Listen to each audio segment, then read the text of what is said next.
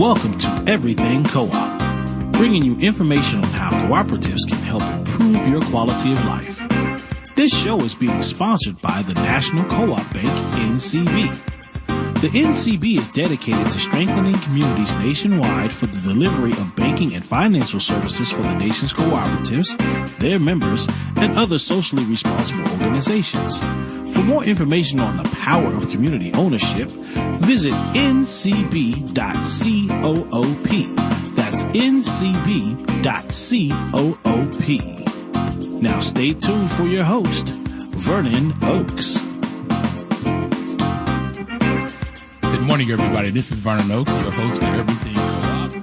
Welcome this Thursday morning. The sun is up. We're up. Everything is great this morning. You know, this is the year that NCBA is celebrating their 100th anniversary. They've been incorporated 100 years, started March of 1916, when you could buy a loaf of bread for 5 cents. It went up to 7 cents by the end of 1916, and you could buy a T-model Ford for $300.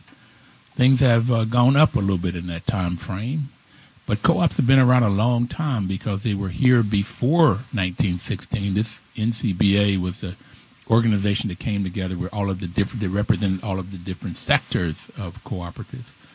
It was called CLUSA in the beginning. They changed their name to NCBA CLUSA later on. This is also Cooperative Month, and just tell you really quickly, the documentary Food for Change is being aired throughout the U.S. at different locations, and Everything Co-op is hosting an airing of that show on October 31st at 6 p.m. at Busboys and Poets on 5th and K Street Northwest. So you could go to Eventbrite and sign up for that. It's only about 90 seats. They're going really quickly. So please, if you want to come and see that airing, to see how co-ops are helping the food and changing the way foods are produced. Today, I'm excited because we have Mr. Rodrigo Gouveia from the International Cooperative Alliance, ICA, who's their Director of Policy. He's housed right here in Washington, D.C. Good morning, Rodrigo. Good morning. How are you this morning? I'm good, thanks. Okay, so I'm glad you were able to come in this morning. I'm thinking your mic may not be working. He may come in and change your mic. Keep talking. Hello, Vernon. How are you? Good morning. Good morning. It's working. Good, great. Glad you're here this morning. And you guys just had a summit. Correct. We are co-hosts of the International Summit of Cooperatives, along with the Desjardins Group from Canada. And the summit just took place last week in Quebec City. Did you go? I did, yes. Okay. Well, I'm looking at a preliminary report on it, and it seemed like you all covered a lot of different areas, a declaration. And I doubt if we could cover it all in an hour, but I would like to cover as much of it as we can. For those of you out there, cooperatives are any business you could think of. Just real quickly, if it's owned and controlled by the employees, it's called a worker cooperative. If it's owned and controlled by the people that uses the products and services, it's called a consumer cooperative. And a couple other co-ops, particularly farmers and artists use, and then others, is they come together and they buy their products and services together, and sometimes equipment, and it's called a purchasing cooperative. And also, see, same groups can come together, any group can come together, and they market their products or services. Farmers do that, so that then the farmers can spend their time in producing the food, taking care of the soil and everything, and they have a cooperative buying the products and services that they need, normally getting a better price and a better quality product, and then they have another group selling their marketing. They get more markets and therefore get a better price and have more markets to sell their goods. So that's what the main four co-ops are. And this is talking about the international cooperatives. And I found out that there are, in a number of parts of the world, co-ops play a bigger role than they do here in the United States. How many cooperatives do you all estimate there are in the world? Well, according to some figures from a United Nations study, there are about 2.5 million cooperative enterprises around the world. 2.5 million. And how many people or members do you think there are? 2.5 million cooperatives. Yes, there are about 1.3 billion people who are members of cooperatives around the world. 1.3 billion. That's a B, the big B, not the M. But, that's correct. Okay, and how many, 1.3 billion people out of how many billions of people are in the U.S., in the world now? There are 7 billion people. 7 billion people with 1.3. That's not, is that 20%? So there's a lot of people belong to cooperatives around the world. And you talk about 15% of the global economy is made up from the cooperatives? Yes, well, the annual revenue, for example, of the largest 300 cooperatives alone is 2.5 trillion US dollars, which is more or less the equivalent of the GDP of the fifth largest economy in the world. So if you take it all together, yes, that's the kind of number we're looking at. Can you give me that number again? How many in sales? The top 300 cooperatives in the world is how much? So the 300 largest cooperatives have annual revenues of 2.5 trillion US dollars.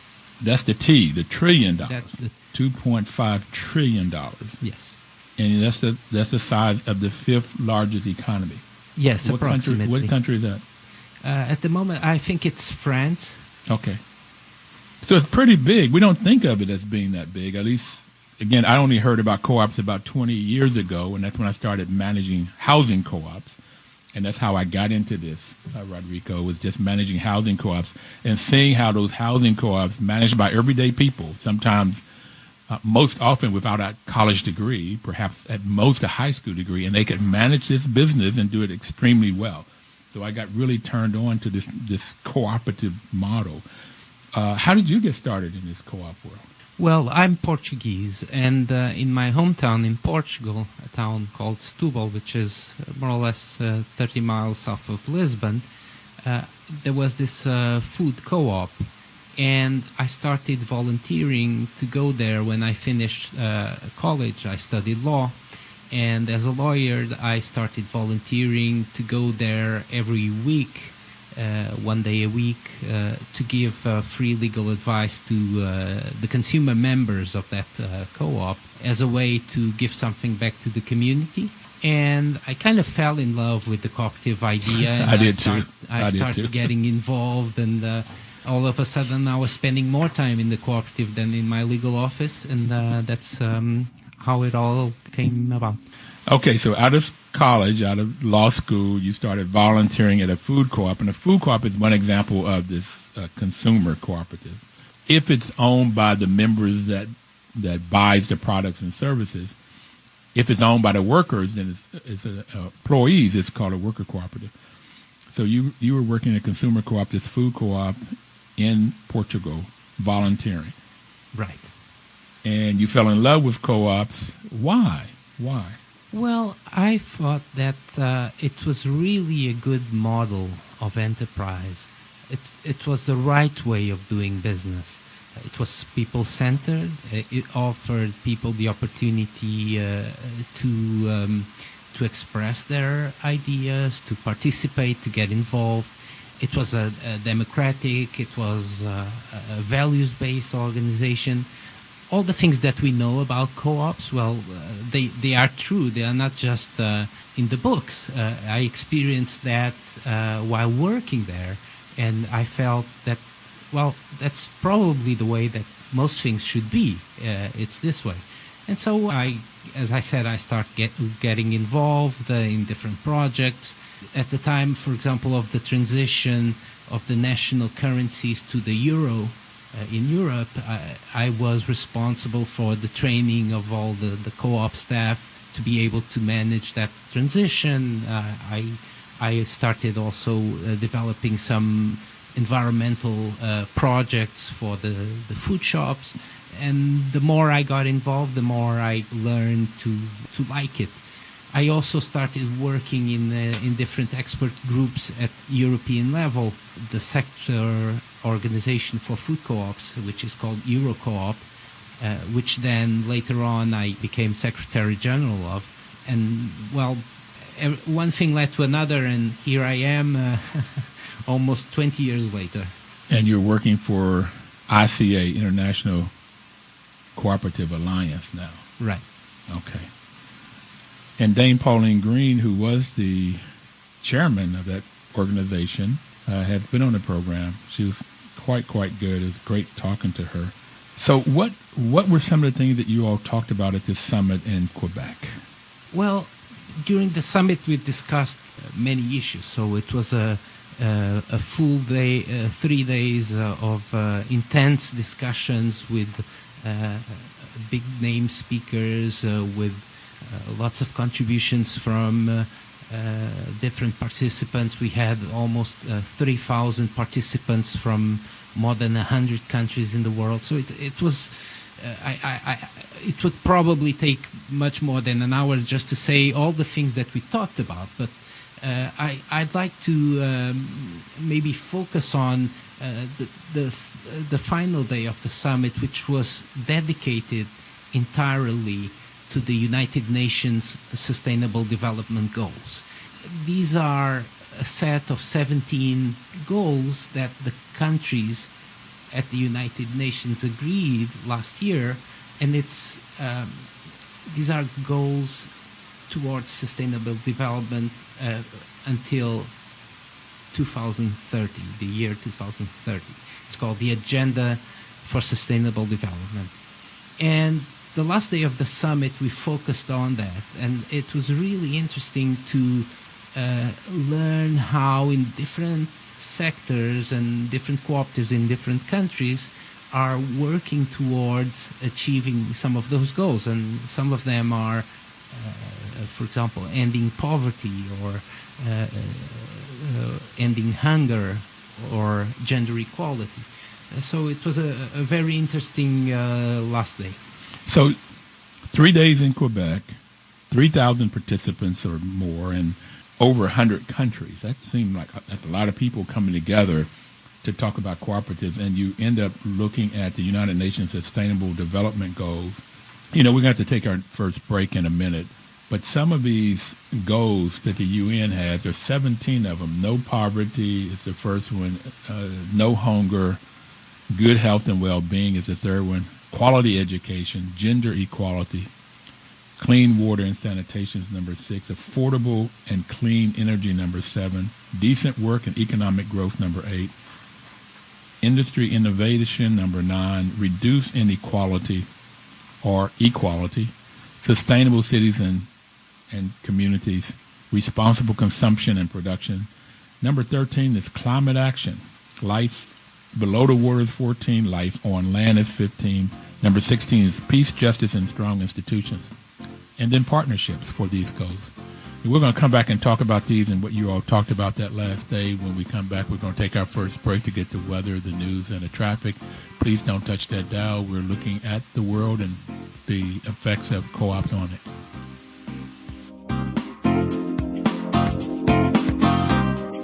$14.50 WOL.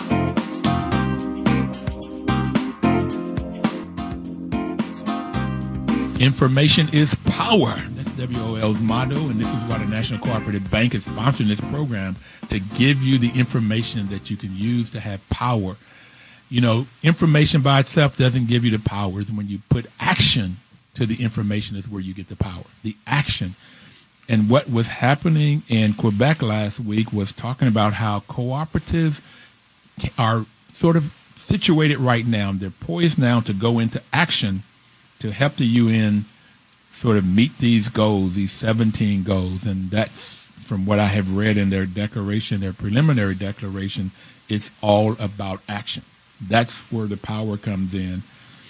And during the break, I was just telling Rodrigo, I want to get straight on, we're talking about 7 billion people today, but what's the forecast for how many people will be in the future? Around 9 billion people in 2050. That's the forecast. So 2 billion more people, 28 to 30% increase. That's right. In the number of people in the world by 2050. 2050, you said? Yes, 5 20 years. So 2050 is 34 more years.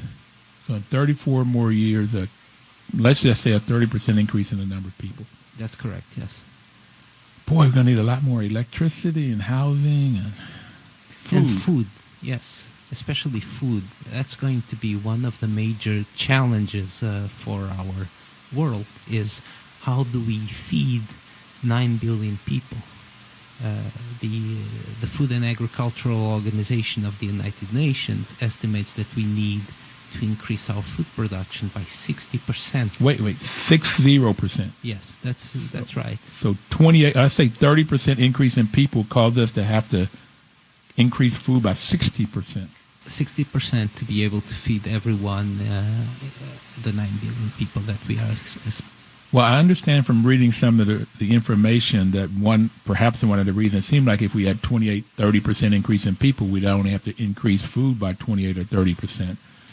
Yes, but we have to take into account, well, first of all, that today we're not feeding everyone that exists. Okay. That's one thing. And secondly, the more the population grows, also their demand for food changes and the type of and the quantity that is necessary for a bigger population also increases. So like 800 million people go unnourished today. And I would imagine that's why we have a lot of kids. I read that 30,000 kids a day die. Is that what I read? That's possible. I don't have that number in my head, but yes, there is a huge problem about not only hunger, which is not having enough to eat, but also about malnutrition, which is not eating the right things. And that's why we need such an increase of food production. That's a major challenge. Increase production of food by 60%. Okay, so food security is one of the things that came out of this last day. There were 5 things in reading this preliminary declaration. So what do you expect co-ops can do with food security? Right. I think that cooperatives have a fundamental role in helping to find solutions for this problem.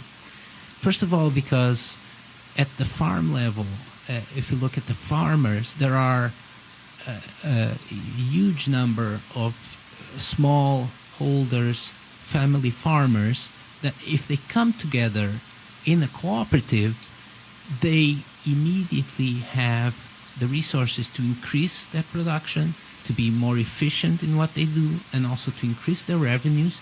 So cooperatives, first and foremost, are a way of aggregating people at the production side to be able to produce more.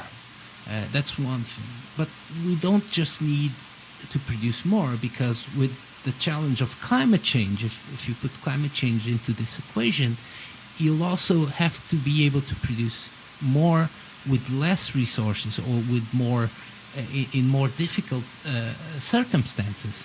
And you can do that better if you do it together. And that's what cooperatives are all about. You can only explore the potential of all these smallholder farmers, all these family farmers.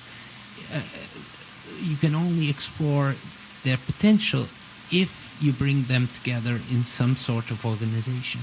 And the cooperative model is ideal to do so. So that's one of the things that cooperatives can do. Another thing is, in many countries, like the US or Canada, you already have very large agricultural cooperatives. And those cooperatives, they can help with technology, with new scientific methods. They can help bring food production, again, not necessarily to increase it, but to be more efficient in the way that it is produced, and also more climate smart agriculture, which means producing food products without a large impact on the environment. You know, I've had a couple, probably more like half a dozen people on this program talking about exactly what you were saying. We've had several people from the Federation of Southern Cooperatives, which it started in the civil rights movement in the 1960s, middle 60s, of black farmers in the South coming together. They're small farms. One of the things they wanted to make sure they kept their land, and by coming together again, they could buy their products together. They got knowledge, and then the first year, 3 years ago in October, we had a guy named Papa Sin on the program who worked for NCBA in Senegal and Ghana, and he was talking about how the farmers there, you could tell the farmers that were in the co-op compared to the ones that were not. And he said he visited one farmer in the co-op, and right across the street, the farmers' products on the vine look wilted. They were not as fresh and vibrant as the farmer in the co-op because they got the knowledge of how to produce the products better. So exactly what you talk about, I've experienced in talking to people here, that the co-op, by coming together, they get more knowledge, which is the fifth principle, information, knowledge, and training. And that was the other reason I love co-ops. It was about training people about how to have a better business and how to run a business. And so everything that you're talking about, we've had on this program over the last 3 years, and it's the benefit of cooperation. Get knowledge, work together, get capital, have better products, perhaps more products, but if not more products, at least better product. So yeah, that seems like that's what co-ops could do for food security. What are some of the goals, or do you expect to accomplish here? Let me, before going into the goals, let me just add as a piece of information that we, as the International Cooperative Alliance, we have a memorandum of understanding with the Food and Agricultural Organizations of the UN, and within that agreement, we work closely with the FAO in trying to promote the cooperative model in agriculture all over the world. So it's part of what we do is to try that in different countries that the governments are aware that there is an enabling environment, that people invest in cooperatives, because we feel it's really a model that can help find the solutions towards those challenges. And it seems like what you're talking about is with the United Nations goals of having no hunger, no poverty, good health. This fits in with what the UN wants to do. So I would imagine UN would really embrace this summit and what's come out of this summit. Right. Maybe you can even say that the cooperative model is probably the only movement in the world in terms of enterprises that has deliberately and explicitly accepted the UN Sustainable Development Goals and said, we want to contribute to this. For example, we have created an online platform called Co-ops for 2030, where co-ops can go and publicly express their commitments towards sustainable development until the year 2030. For example, things like we want to reduce the waste that we send to landfill, or we want to reduce our carbon emissions, or we want to help farmers in certain communities to increase their productivity, all those types of things. It's fantastic. This is a major issue, looking at 7 billion people today, going to 9 billion people by 2050, and needing 60% more food, and how co-ops can help that solve that particular problem for the world's population. We're taking our second break. We'll be right back. Please don't touch that dial, and we'll come back and talk about more of the things that came out of the summit.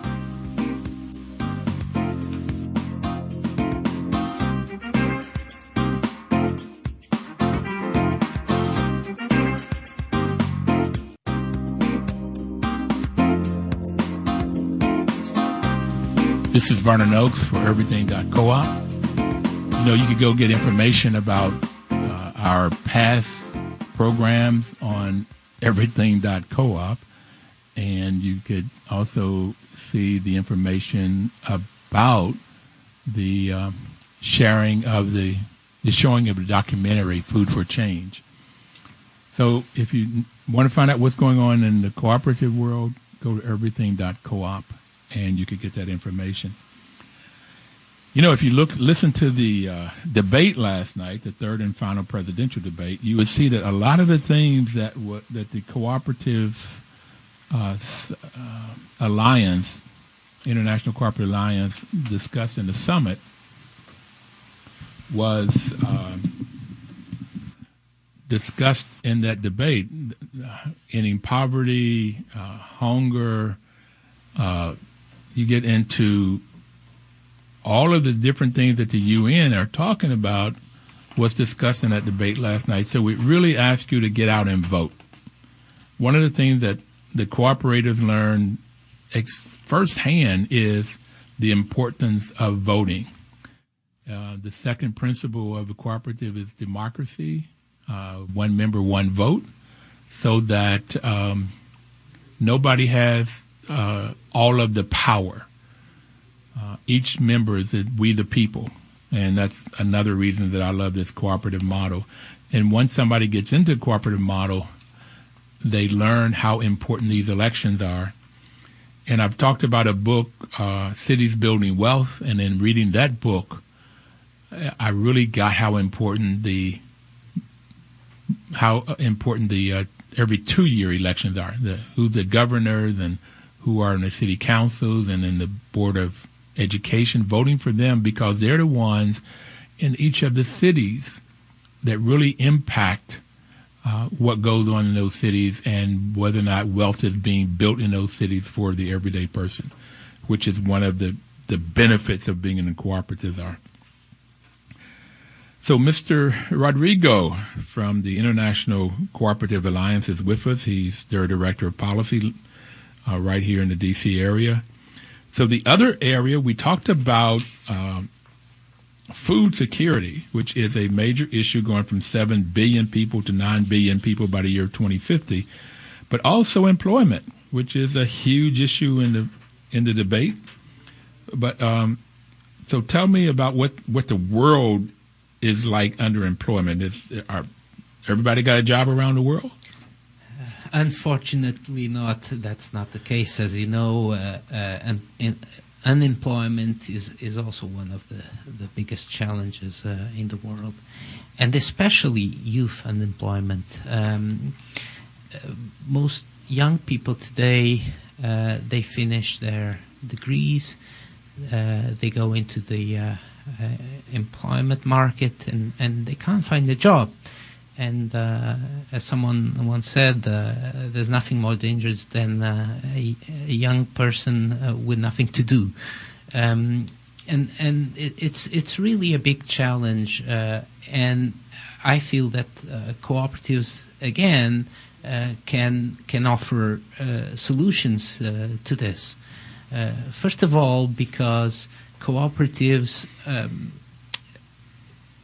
offer a way for people to come together, to be entrepreneurs, to build their own business, to create their own employment. That's one of the ways that cooperatives can help.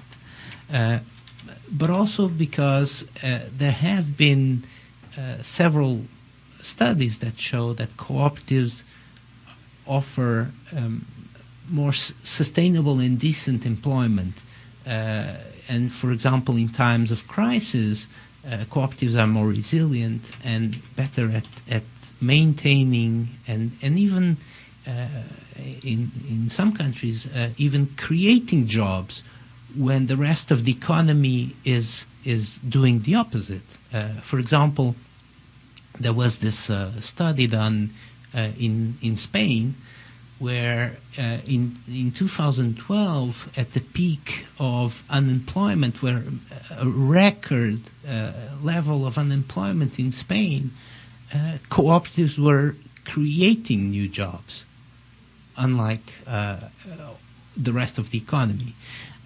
So once again, cooperatives can offer a part of the solution. It's not the whole solution. I'm not going to say this is a panacea for all the problems in the world, but it's part of the solution. And for example, we also have a memorandum of understanding with the International Labour Organization, where they even have a dedicated co-op unit within the International Labour Organization, and where they work also with us in terms of bringing people together to form their own cooperatives and to by in that way not only creating jobs but also improving the quality of their jobs. And another issue where cooperatives have been very active and are have a major role to play is the transition of the informal to the formal economy. So we know there are many people that work within the informal economy, and their situation is very precarious. Sometimes it's even they are abused because of that situation. And by organizing themselves into cooperatives, they find a way to make a transition to the formal economy where they can be legal workers, they can pay their taxes, they contribute to the society like anyone else, and escape sometimes situations of abuse and violence and slavery and so on. And there are different projects around the world that help these people transition to a formal economy with jobs and decent jobs. And most importantly, through a cooperative, you give people, you put their future in their hands. For example, if you form a worker cooperative where the workers are the owners of the enterprise, it's in their hands, their own future. They don't need to they are not at the mercy of sometimes people that exploit them. Not at the mercy of the plantation owner or the slave owner. I got it. And one of the things that at a local co-op, Greenbelt Homes, they have a plaque that says that cooperatives gives people the tools to control their destiny. And that's what fits into what you're saying, is that if you're in a cooperative, then you have the knowledge and the education to help yourself. I also like to talk about that co-op in Italy prisons. In Italy, there's a co-op, a bakery. They have people inside the prison that works in the bakery, and they have people outside of the prison that are not in the justice system working in this cooperative, and they make breads and pastries and things, and they won an award in Italy for some of the work that they did. And one of the outcomes was that the people that worked in this prison, only about 3% return. The recidivism rate was much lower. If they weren't in this bakery, there's like 60 to 70% recidivism rate, that people coming back. They get out and they come right back. And that's the same thing that happens here in the U.S. 50 to 70% of the people that get out, it's a revolving door. They get out and they end up doing something because they don't have the skills that you learn in the bakery, in the co-op.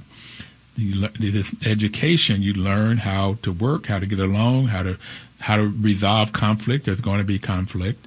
How to resolve the conflict, and how to produce together, working together. So I find co-ops can help in all kinds of different ways. I really like you saying that young people can come together and create their own business.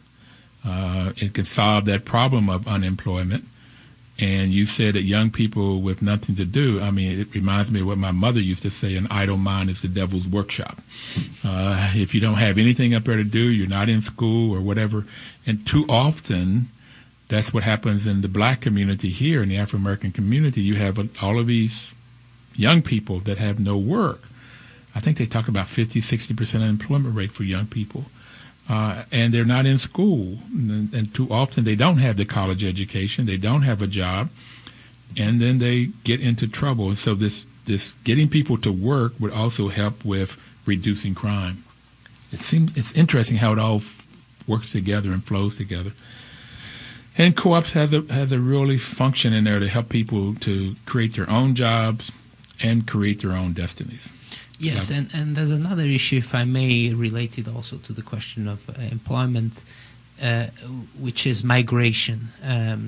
You see, as a result of wars, but also as a result of climate change, you see an increasing movement of people, of migrants from several parts of the world. So probably if you watch the news, you may think that it's only because of the Syrian war, but it's not. It's in various parts of the world there are huge migration of people, and these people need support. These people need help, and the cooperative model is one of the ways where you can help these people in integrating into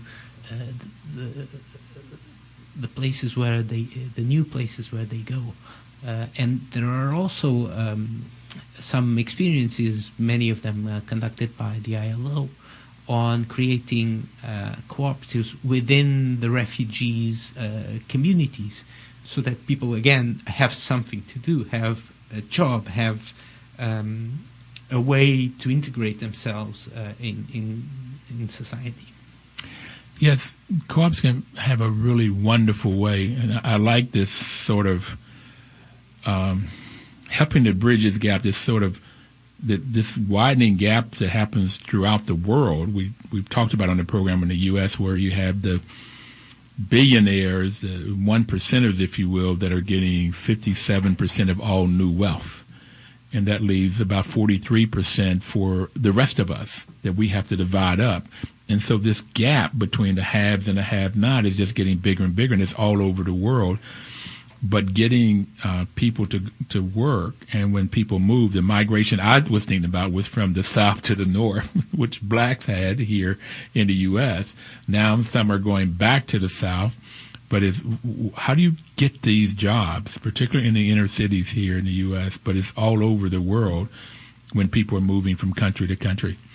Yeah, it's quite interesting. Now, the next one is access to health care and then social services, and that seems to work just like employment and food security. The more health, the better health quality you can get, the better people can survive. So what are some of the outcomes there? Well, you can look at health, access to health in two ways.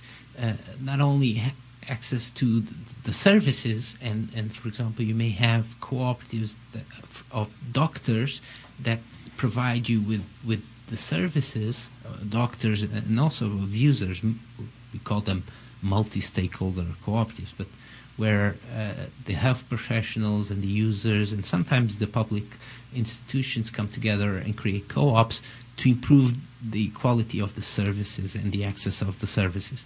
Another aspect of that is the financial access to services. And through cooperative insurance, for example, cooperatives are working to enlarge the access of populations to health services.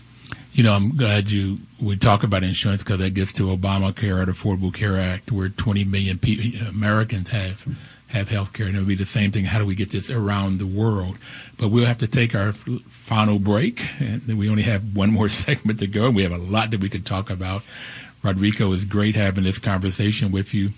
But we'll get the news, the weather, and the traffic, and we'll be right back. Please don't touch that dial.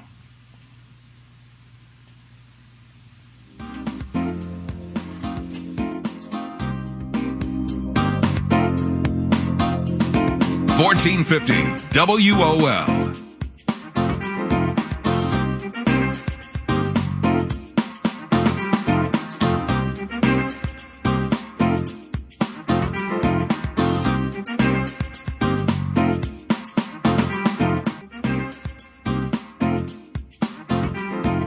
Welcome back, everybody. This is Vernon Oakes. The program is Everything Cooperative, and we're talking about the benefits of cooperatives, particularly as it relates to the world population, which is now about 7 billion, going to about 9 billion in 2050, and we need to increase food by 60%. We've talking about healthcare right before we took the break, and right now we're going to talk about the fourth area that was discussed at the International Alliance Economic Summit, in their summit, and it's poverty eradication and financial inclusion. So what does it look like, Rodrigo, around the world with poverty and financial inclusion, particularly financial inclusion? How many people have credit or banking accounts? Right. Again, one of the major challenges in the world, there are about, if my memory serves me correctly, there are about 2 billion people who have no access to financial services. They can't have a bank account, they have no way of making payments, they have no credit, and this is a big problem. And 2 billion people out of 7 billion people don't have checking accounts or bank accounts or... Right. No access to financial services. Now, living in a country like the U.S., this may seem unthinkable, but there are many countries where large portions of the population simply do not have access to these services. And what the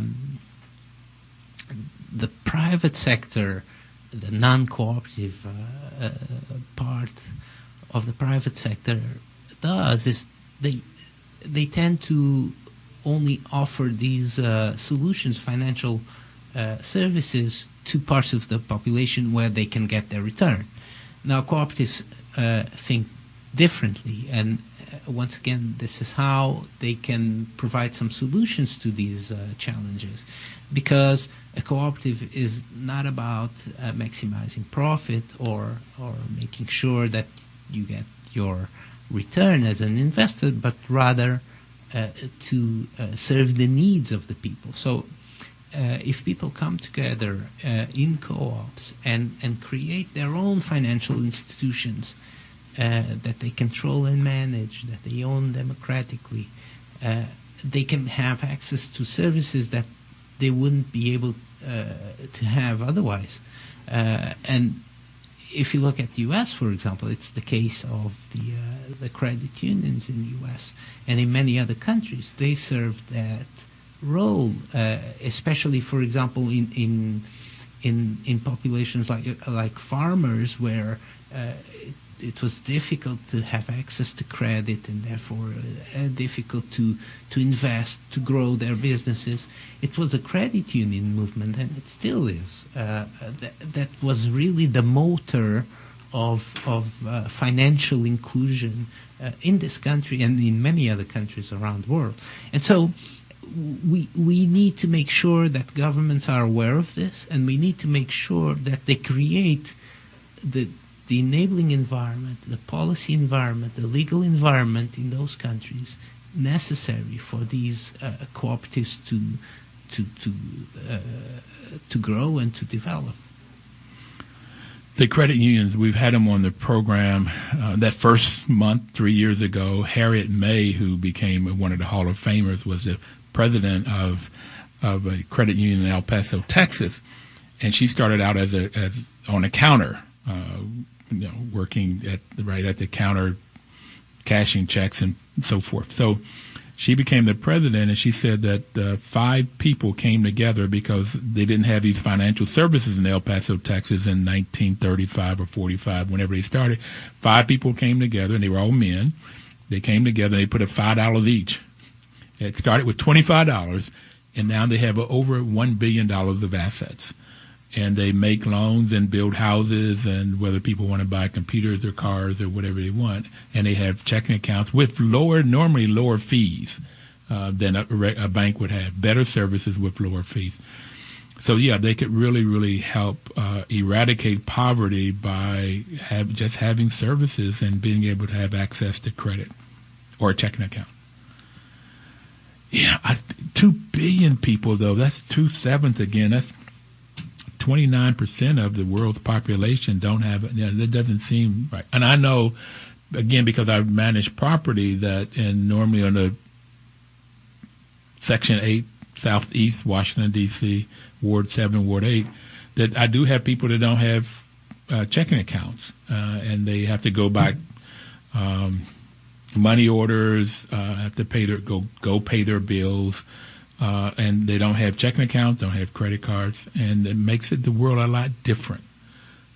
Today, I almost don't pay with credit cards. Everything is done online, and I think that's the way the world is going, and these people will be out, these 2 billion people.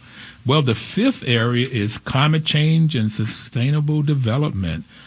Now, you've talked about climate change already and the effects it will have on producing this food with major swift changes in heat, for instance, or hurricanes or tsunamis or whatever, in just producing food. But you really believe there's climate change? Because there's some people in the U.S. that don't believe that there's really climate change. Well, Vernon, unfortunately, it's not a question of belief. You may not believe it. It's still. I can't believe nobody don't believe it. I have a hard time believing it. Yeah, well, it's there. I mean, and I don't want to talk about the Republicans. I don't want to get there, but I just can't believe. As I say, it's not a question of belief. Climate change does exist. It's been caused by us, by human activity. Beings. Yeah. And if we don't start controlling it, and if we don't get really, really serious about controlling it, it will have devastating effects. You see, every year, the extreme phenomena of related to climate gets more extreme. So people think, well, climate change, that's a good thing, right? Because we have milder winters and everyone can go to the beach in December. So what's wrong with it? Well, it's not like that. It doesn't work like that. Mm-hmm. What climate change does, the global warming, what it does, it reduces the amount, it changes all the water cycles, because in the summer it will get hotter, so there will be less water, so there will be more droughts. But then it's going to rain more because evaporation is bigger. And so you will have more rain, more thunder, more snow in the winter, and more and colder temperatures. So the extremes increase, and that's very dangerous. And with climate comes many issues, like I told about food security. It's going to be much harder to produce food because you will lose large amounts of production due to climate-related incidents. It will cause problems in health because it will bring new diseases, and diseases that you will only find in certain climates will start expanding. You can see with Zika and all mosquito-related diseases. You can see it already now. And it will cause problems with energy and the way we use things. And it's really a cross-cutting issue that we need to address. So how does co-op help this problem, or how to help to resolve this particular problem? Right. Again, cooperatives are not sufficient to find all the solutions for this problem. This is a huge problem that concerns everyone. It concerns governments, cooperatives, other enterprises. It concerns individuals. But what cooperatives can, where cooperatives can have a real added value in this fight against climate change, is that they have a long-term perspective, a longer-term perspective than other models of enterprise and organization, and therefore they can look at the investments that they make, the way that they conduct their business in a more climate-friendly way. And there are also parts of let's say, the new economy where cooperatives can take a leading role. For example, in the production of renewable energy. In many countries all over the world, but just to give a concrete example, in Germany, the majority of renewable energy is being produced by cooperatives because the cooperative model is ideal for these types of energies that don't require a large concentration. They don't require like a plant or a huge industrial area to produce the energy. What they require is exactly several points where you can produce the energy and get them together. And that's ideal for a cooperative. Rodrigo, I thank you very much for coming here today, for talking about these 5 areas.